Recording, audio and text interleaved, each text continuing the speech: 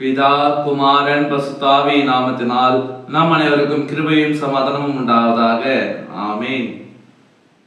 ஒரு மனுஷன் இன்னொரு மனிதரிடம் போய் நான் உன்னோடு கூட இருக்கிறேன் என்று சொல்லுவாங்க. நீயும் நானும் இருவருமாக இணைந்து ஏதாவது ஒரு வேலை செய்யலாம், ஏதாவது ஒரு தொழிலை நாம் செய்யலாம், நாம் 2 பேர் இணைந்து ஒரு பிசினஸ் செய்யலாம் என்று சொல்லுவார்கள். அது மாத்திரமல்ல, பல வேலைகளில கடினமான சூழ்நிலையில நீ எனக்கு உதவியா இரு என்று கேட்பதும் உண்டு. அவ கேட்கிற பொழுது நான் இருக்கிறேன் என்று சொல்வதும் உண்டு. ஆனால் இதையெல்லாம் நாம் பார்க்கிற பொழுது அந்த வேலைகள் முடிந்த பிற்பாடு அந்த உறவுகளும் அந்த இணைப்புகளும் பிரிந்து விடுகிறது. அந்த வேலைகள் முடிந்த பிற்பாடு தொடர்ந்து அந்த உறவுகள் இருப்பதில்லை. அப்ப இப்படிப்பட்ட சூழ்நிலையில ஒரு மனிதன் தொடர்ந்து அந்த உதவிக்காக அந்த உறவுக்காக ஏங்குகின்ற சூழ்நிலையில தேடுகிற நேரத்துல எப்படிப்பட்ட ஒரு நிலை இருக்கும் என்பதை சற்று யோசித்து பார்க்க வேண்டும். இத்தனை நாட்களாக என்னோடு இருந்தாரு, நாங்கள் செய்த தொழிலிலே நாங்கள் செய்த பிசினஸ்ல நல்ல ஒரு பார்ட்னராக ஒரு சக்சஸாக நாங்கள் நடத்தினோமே, இப்ப இந்த வேலையை முடிந்த பிற்பாடு பிரிந்து விட்டோமே என்று சற்று கலக்கத்தோடு இருப்பார்கள். இது உலக பிரகாரமான ஒரு வாழ்க்கை, இது ஒரு நாள் முடிந்து போகக்கூடிய இணைப்பு. ஆனால் நாம் கடவுளுக்குள்ளாக நாம கடவுளோடு சேர்ந்து வாழ்கிற பொழுது கர்த்தரை நம்பி நாம் எந்த காரியத்தை எந்த வேலையை செய்தாலும் கூட அதிலே நமக்கு மேன்மை கிடைக்க கூடியதாக இருக்கிறது. நாம கடவுளை நம்பி ஒரு வேலை செய்கிற பொழுது அந்த வேலையை நமக்கு வெற்றி தரும். அந்த வேலையில வெற்றி பெற்ற பிற்பாடு கடவுள் நம்மை விட்டு விலகுவாரா? இல்லை, அவர் நம்மோடு இருப்பார். நம்ம வெற்றி பெற்றாலும் தொடர்ந்து வெற்றி பெறுவதற்கு அவர் நம்மோடு இருக்கிறவராக இருக்கிறார். ஒரு மனுஷனை நம்ம நம்புற பொழுது அந்த பிசினஸ் முடிந்த உடனே அந்த மனுஷன் என்ன பண்ணுவான்? பிரிஞ்சு போயிடுவான். ஆனா ஏசாண்டவரை நம்ம நம்புகிற பொழுது, ஏசாண்டவரை நாம் விசுவாசிக்கிற பொழுது, ஏசாண்டவர் நம்மை விட்டு பிரியாத கடவுளாக இருக்கிறார். அவர் தான் சொல்றார், நான் உன்னை விட்டு விலகுவதும் இல்லை, உன்னை கை விடுவதும் இல்லை என்று ஏசு ஆண்டவர் சொல்லுகிறார்.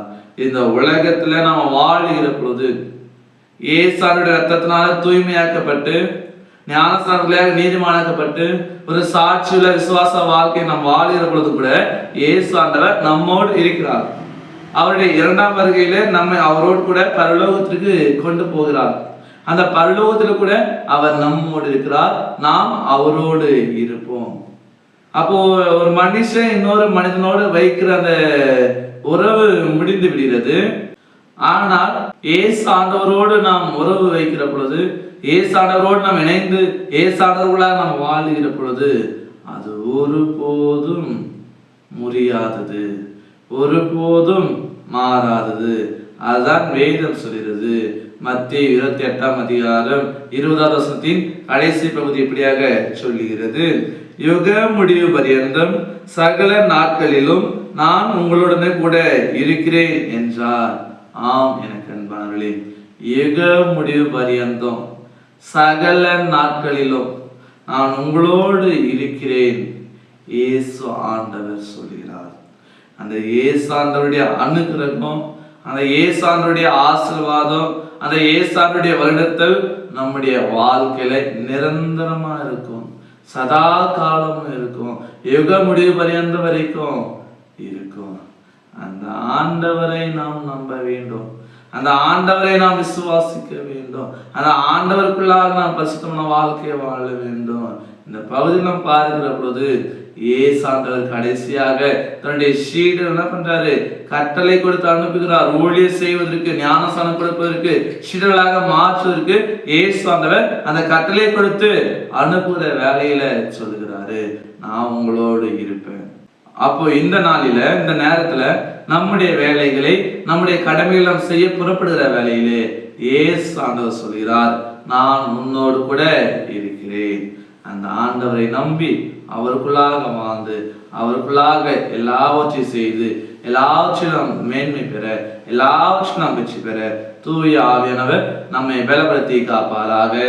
ஆமீன். எல்லாவற்றுக்கும் மேலான தெய்வீக சமாதானம் உங்கள் இருதயங்களையும் சிந்தனைகளையும் கிறிஸ்து இயேசுவுக்குள் காத்துக் கொள்வாராக.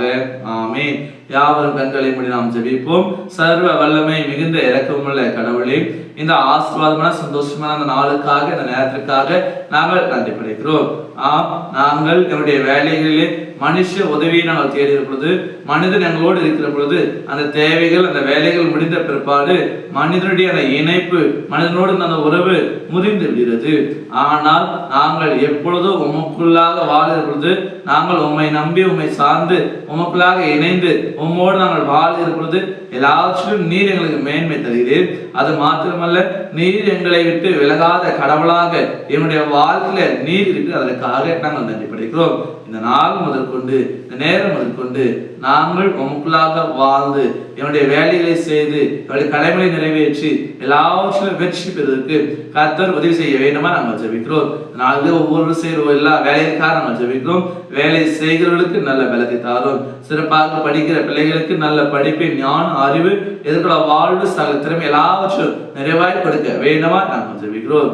நீரே எல்லாரையும் காத்துக்கொள்ளும். நீரே எங்களை வழிநடத்துள்ளும். நீரே எங்களை பாதுகாத்துள்ளும். மீட்பர் இயேசுவின் நாமத்தில் ஜெபிக்கிறோம் அன்பின் பிதாவே. ஆமென். அனைவருக்கும் சுதந்திரம். கடவுள் உங்களை ஆசீர்வதிப்பாராக. ஆமென்.